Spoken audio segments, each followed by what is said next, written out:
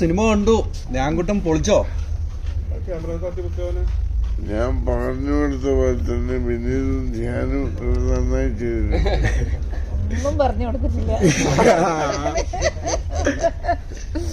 ഇങ്ങനെ ഒന്നും തെറ്റാതെ അവിടെ ചെയ്തു. എനിക്ക് തന്നെ അത്ഭുതമായിരിക്കും. ഒന്നും പറഞ്ഞു കൊടുക്കാതെ എല്ലാം പറഞ്ഞു കൊടുത്ത് ഒന്നും തെറ്റിച്ചില്ല, എല്ലാം കറക്റ്റ് ചെയ്തു.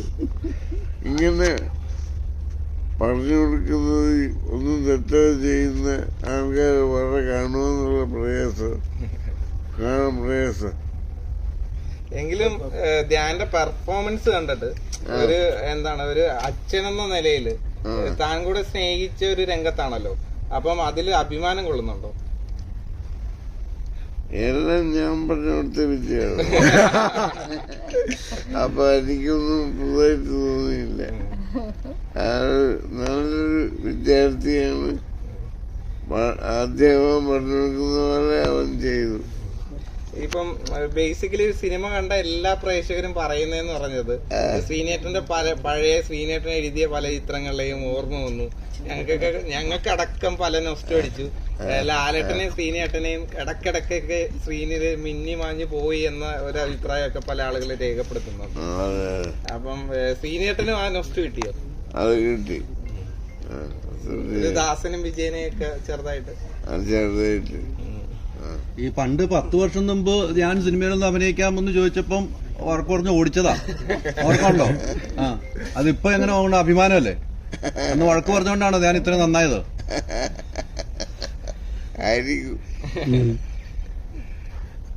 അമ്മ പുതിയ ഇന്റർവ്യൂകളൊക്കെ കണ്ടായിരുന്നോ ഈ പ്രൊമോഷനായിട്ട് ബന്ധപ്പെട്ട്? നന്നായിട്ടുണ്ട്. അവന്റെ മകനും ഇവന്റെ മകനും മറ്റവന്റെ മകനും എന്ന് പറഞ്ഞ ഡയലോഗ് എങ്ങനെ ഉണ്ടായിരുന്നു? എങ്ങനെ ഉണ്ടായിരുന്നു ഡയലോഗ്? നല്ല ഡയലോഗ്. എല്ലാ ഡയലോഗും നല്ലത്.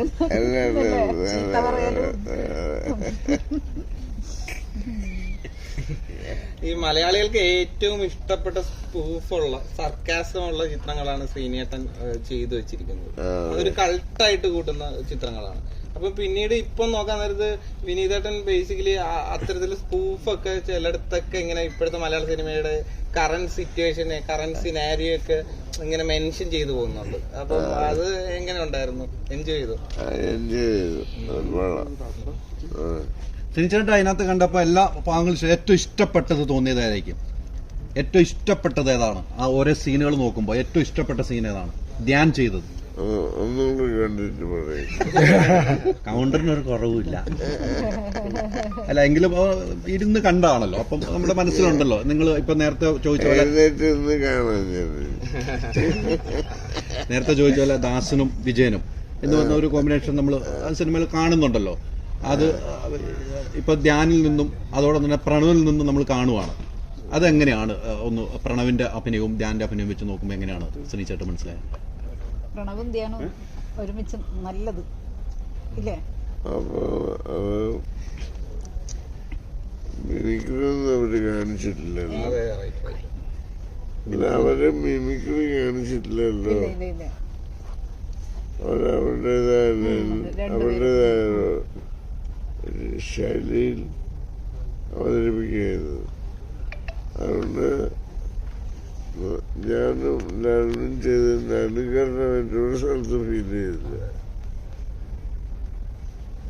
ഇനി ഒരു ശ്രീനേട്ടന്റെ സ്ക്രിപ്റ്റ് വിനീത് ശ്രീനിവാസന് കൊടുക്കാറായോ? സ്ക്രിപ്റ്റ് അവനെ എടുക്കോ? ഞാൻ നായകനെ വെക്കാൻ അല്ല, അവര് ഒരുപാട് ആഗ്രഹിക്കുന്നുണ്ട് അങ്ങനത്തെ ഒരു മുഹൂർത്തത്തിന്. പലപ്പോഴും പറഞ്ഞിട്ടുണ്ട്. ഇന്ന് വരെ ചോദിച്ചില്ല. ചോദിച്ചാ കൊടുക്കും, വേണ്ടി വന്നാ കൊടുക്കും. ഈ ലാലേട്ടനും ശ്രീചേട്ടൻ ഒത്തിരി സിനിമകൾ ചെയ്തു വെച്ചിട്ടുണ്ട്. അതുപോലെ തന്നെ ഇനിയും നിങ്ങളൊന്ന് ഒരുമിക്കണമെന്ന് പ്രേക്ഷകർക്ക് ഒത്തിരി ആഗ്രഹമുണ്ട്. അങ്ങനെയൊക്കെ ഒരു നമ്മുടെ ശരീരമൊക്കെ നന്നായി ഒരു അസുഖങ്ങളിൽ നിന്നും മാറിക്കുമ്പോൾ അങ്ങനെ ഒരു ഒന്നിച്ചൊരു സിനിമയാണെന്ന് ശ്രീചേട്ടൻ ആഗ്രഹമുണ്ട്. ചില സംഗതികളൊക്കെ നടക്കാൻ സാധ്യതയുണ്ടെന്നാണ് ഇപ്പൊ തോന്നുന്നത്. ഇന്നും അതുപോലെയുള്ള ചില സംഭവങ്ങൾ ഡിസ്കസ് ചെയ്യപ്പെട്ടിട്ടുണ്ട് വീട്ടിൽ വെച്ച്. അതൊക്കെ നടക്കാൻ സാധ്യതയുണ്ട്, കുറച്ച് കഴിയും. ഒന്നാമത് നമ്മള് ആരോഗ്യപരമായിട്ട് അത്ര ശരിയല്ലാത്തതാണ് ഒരു കാര്യം, നടക്കാത്തതിന്റെ കാര്യം. പിന്നെ ശരീരം മെച്ചപ്പെട്ടാൽ ചില കാര്യങ്ങളൊക്കെ നടക്കും ചെയ്യുമായിരിക്കും. നടക്കണം. ഈ പ്രായമായിട്ടുള്ള ധ്യാനം ഉണ്ടല്ലോ, ഈ പ്രായമായിട്ട് 70 വയസ്സായിട്ടുള്ള ആളായിട്ട് അഭിനയിച്ച ഒരു ധ്യാനെ ശരിക്കും എങ്ങനെയാ സാർ നോക്കി കാണണേ? അല്ല, അതൊക്കെ വന്നിട്ടുണ്ട്, അത് ഞാൻ പറഞ്ഞില്ല, ഈ ക്യാരക്ടർ അതൊക്കെ ഞാൻ പറഞ്ഞു കൊടുത്ത. ഈ ക്യാരക്ടർ ആർക്കിൽ തന്നെ വളരെ ഡിഫറെന്റ് ആയിട്ടുള്ള സംഗതിയാണ്. ഒരു മനുഷ്യന്റെ പല കാലഘട്ടങ്ങളെ അടയാളപ്പെടുത്തുന്ന ഒരു ക്യാരക്ടറാണല്ലോ ധ്യാൻ ചെയ്തിരിക്കുന്നത്. അപ്പം ബേസിക്കലി ധ്യാന്റെ അഭിനയം ധ്യാൻ ഇവന് ഇത്രയൊക്കെ ആയോ എന്ന് കണ്ടപ്പോ ഒന്ന് തോന്നിയല്ലോ. എങ്കിലും ആ ഒരു ആക്ടിങ് അങ്ങനെ ഞാനിപ്പോ പറഞ്ഞത് അവനെന്നെ ചീത്ത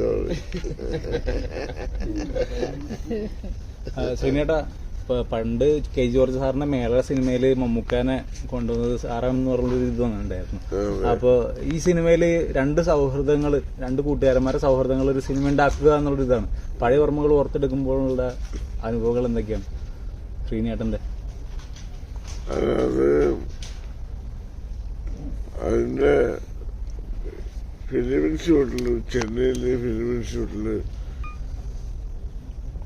പിന്നെ എന്റെ അദ്ദേഹമായിരുന്നു പ്രഭാകരൻ എന്ന് പറയുന്നത്. അദ്ദേഹമായിരുന്നു മേള എന്ന് പറയുന്ന സിനിമയുടെ പ്രൊഡ്യൂസർ. അപ്പം അദ്ദേഹത്തിന്റെ ദുബായിലുള്ള 2 സുഹൃത്തുക്കളാണ് പ്രൊഡ്യൂസേഴ്സ്.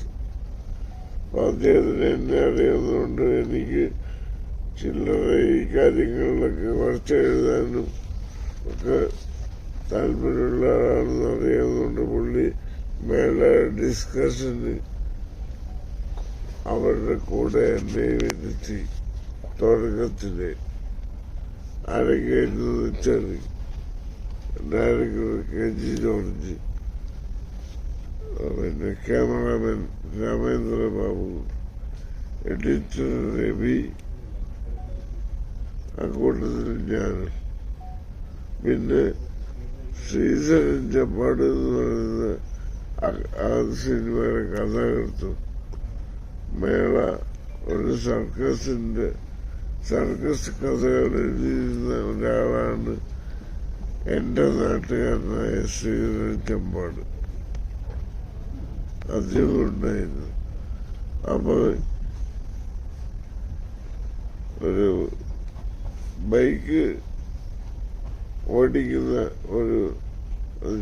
ബൈക്ക് അഭ്യാസങ്ങൾ കാണിക്കുന്ന, ബൈക്ക് വെച്ച് അഭ്യാസങ്ങൾ കാണിക്കുന്ന ഒരു ക്യാരക്ടർ, അതിനെ പറ്റിയുള്ള കാര്യങ്ങളൊക്കെ ഇങ്ങനെ വന്നപ്പോ അത് അഭിനയിക്കാൻ ആരും തീരുമാനിച്ചിട്ടില്ല. അപ്പൊ എനിക്ക് പരിചയമുള്ള ഒരാളുണ്ട്, അദ്ദേഹത്തിന് പറ്റുമായിരിക്കും, അത്രയും ഞാൻ പറഞ്ഞിട്ടില്ല. അപ്പൊ രാമേന്ദ്ര ബാബുവിനും മമ്മൂട്ടിയെ അറിയാം. അദ്ദേഹം പറഞ്ഞു അത് കറക്റ്റാണ് ശ്രീ പറയുന്നത്, അയാൾ പറ്റുമെന്ന് പറഞ്ഞു. മറ്റെല്ലാവരോട് അങ്ങനെയാണ് അത് തീരുമാനിക്കുന്നത്. ഈ സാമി ലോഡ്ജിൽ താമസിച്ചിട്ടില്ല? അവിടെ ലോഡ്ജിൽ താമസം ഓർമ്മ എങ്ങനെയാണ്? ഇപ്പൊ ഈ സിനിമ കണ്ടപ്പോ ലോഡ്ജൊക്കെ കാണിക്കുന്നുണ്ടല്ലോ, പണ്ടൊക്കെ ഒത്തിരി പേര് താമസിച്ചു. ഞാൻ മോഹൻലാലിനെ ആദ്യമായി കാണുന്നത് സമയ ഷോട്ടിലാണ്.